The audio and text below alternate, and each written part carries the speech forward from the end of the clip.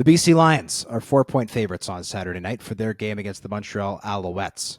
Both teams are coming off disappointing losses as the Lions were upset at home by Hamilton and the Alouettes got stomped in Winnipeg. Who do you got in this one? I've been extremely disappointed in the BC Lions the last 2 weeks. I think they've played under the level that they're capable of. Last week, especially, the energy level was a major problem. And frankly, I was surprised by just how honest both quarterback Vern Adams Jr. and head coach Rick Campbell were about that fact. To me, that suggests that there is a change coming, that there is going to be some things said this week in practice, and this team is going to come out fired up against the Montreal Alouettes to prove that they deserve to be in the CFL's top tier and not the second tier that they are falling into. I am taking the Lions this week, finally turn things around.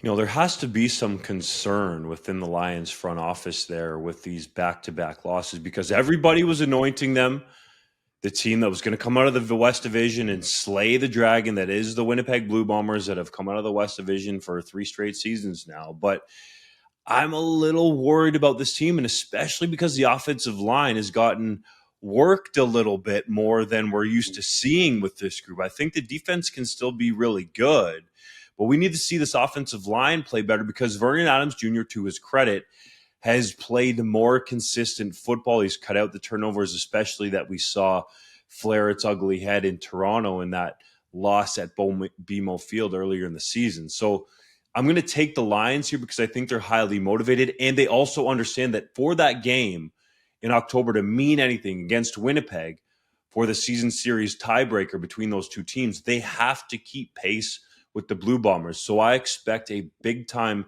bounce-back effort.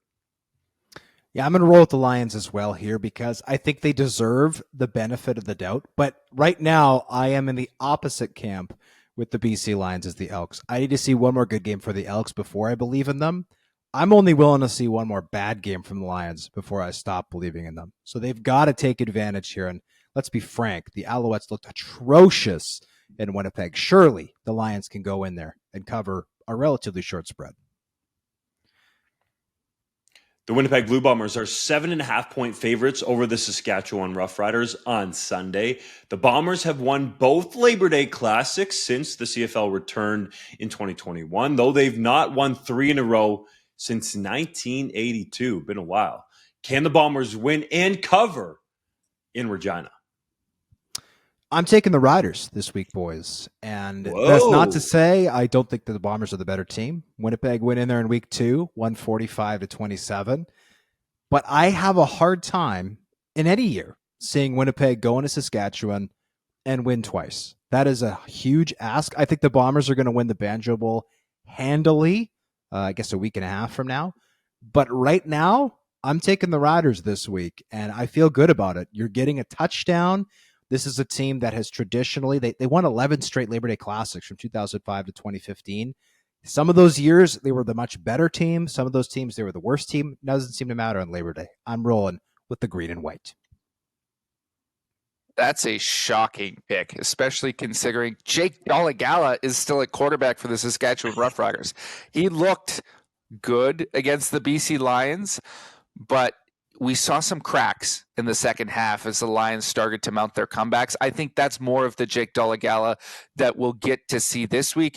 The Winnipeg Blue Bombers are clearly the better team. I'm taking them to win, but because the Riders are coming off a bye week and it is Labor Day and anything can happen, I will pick the Riders to cover if this line is above 6.5. There are a couple things that worry me here. First of all, the Rough Riders coming off a bye week. And second of all, the Blue Bombers absolutely dominating the Alouettes because we know the Bombers can bounce back from outings that they don't play so well in. And even though they got a win in Calgary, I think a lot of people around that Winnipeg Football Club felt like it was a loss just based on the way that they played. So it's an ideal spot to lay the points with the Riders at home, a big-time underdog in the Labor Day Classic. So that's what I'm going to do, but I still think the Bombers find a way to win the game because I'm with JC here. Jake Dolegala was great, but Sam Emilus ain't going to make catches on top of people's heads all the time. I think he can continue to do it here and there, but there were some errant throws there. I felt like that Emilus went and got, especially that unbelievable catch of the year candidate that he jumped up using his near 40-inch vertical and caught for a touchdown. So I think the Riders have some things going their way, but remember how Jake Dolegala looked, was it last year in the Banjo Bowl? I know there was a sickness going through the Riders at that point.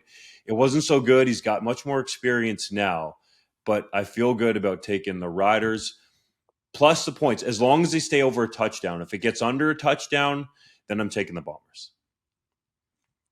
The Toronto Argonauts are 8-point favorites for Monday's Battle of Ontario in Steeltown. The Argos are flying high after a 39-31 win over the Calgary Stampeders, though the TigerCats showed signs of life in an impressive win in Vancouver last week.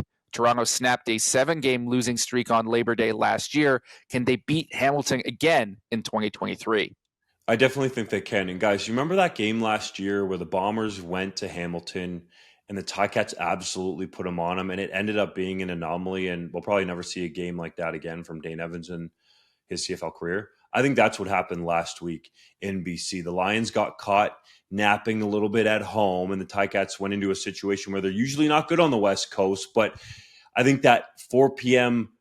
local time start time helped the TigerCats in that ball game. But we ain't talking about BC Lions. We're talking about the Toronto Argonauts, arguably the deepest team in the CFL, a team that takes care of the football, a team whose offensive line is really good, a team who has consistently gotten after the passer. And Chad Kelly has shown if you punch him, he'll punch you right back, and he might hit you with a knockout punch. So I wonder if the TigerCats had done what we all thought they would have done and lost last week in BC, if this line would have been one of the biggest lines of the season. I definitely think it would have been double digits. So I feel like I'm getting value here with the double blue. So sign me up for Chad Kelly and the Argonauts to go into Tiger Town. Yes, on Labor Day, where anything can happen, but I don't care. The Argos are winning and covering. I'm going to take the TigerCats to cover here, but I am taking the goodness. Toronto Argonauts. I am taking the Toronto Argonauts to win. The Steeltown fans are rabid. They are ruthless. They are crass. They are full of chutzpah, boys. And so I think that will keep this game close, or at least help keep this game close. The Argos, I think, are going to absolutely dominate the next meeting between these two teams. But for now, with the game in Hamilton, I am taking the Argos to win, but the TigerCats to cover. With all due respect, Hodge, this matchup is not even close. Chad Kelly eats ruthless chutzpah for breakfast. Come on now. This is a guy who went in to the University of Alabama and won with Ole Miss. Tim Hortons Field is nothing to this guy. He's going to put up major points, and Hamilton does not have an offense that can come from behind and win with Taylor Powell at quarterback. Take the Argos, take all the points, eat them all up.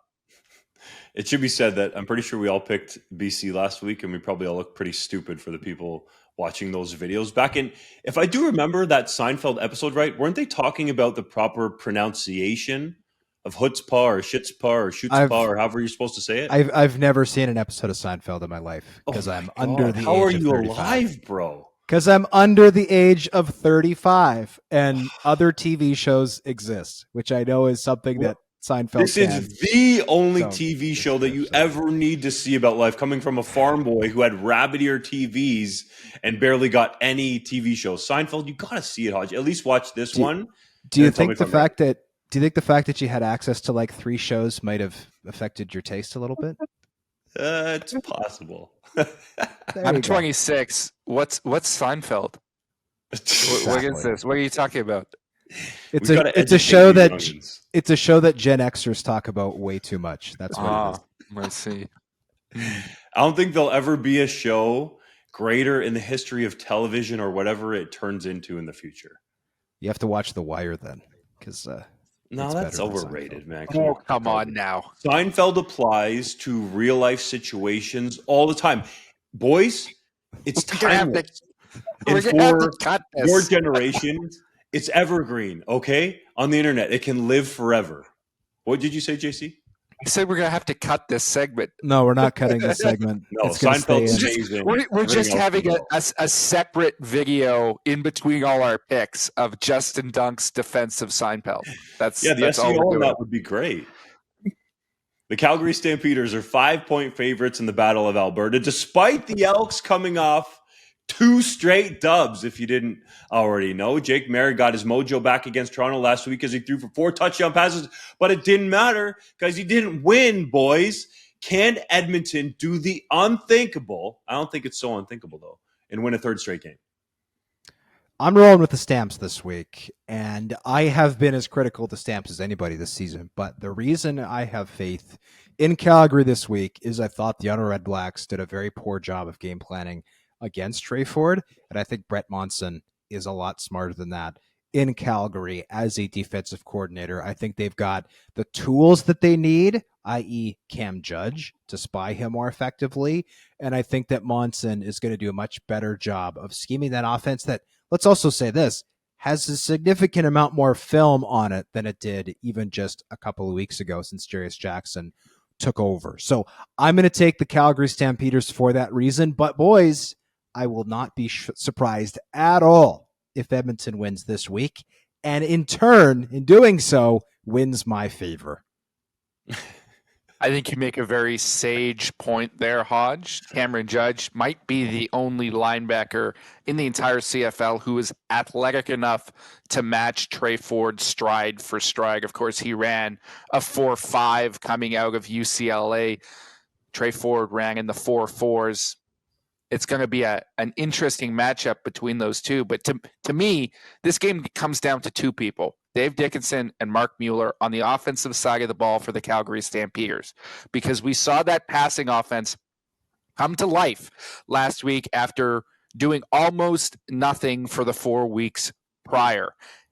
But they lost. Do they take the right lesson from that game and see that as an effective strategy going forward? If they do, they're going to win. But if they take the wrong lesson like they did earlier in the season when they opened things up, had an inopportune turnover and lost, and decided to shut that whole offense down, if they take that lesson and go back to what Jake Maier was doing before, 3 yards a target, dink and dunk, this team will lose to the Edmonton Elks. I think they take the right lesson. I'm picking the Stampeders, but it comes down to those 2. This is one of those lines that make me think that CFL odds makers don't have access to enough stats. But because I don't think that the Stamps should be 5-point favorites at home. The Elks, you could argue, should be small favorites or potentially even a pick'em game with the way both these teams are playing right now. So I'll take the Edmonton Elks on the spread. I'll take the Edmonton Elks on that juicy money line because I love me some Trey Ford. And I hope this young dude continues to show that U Sports, CIS, CIAU, Canadian university quarterbacks can ball in this league for the future. Because I think there are a number of guys over the years that could have done it, but didn't get the opportunity. That's the most important part here. So I hope Trey Ford continues to have his star rise. And for this week in particular, because it can fill our money with some nice value on the money line.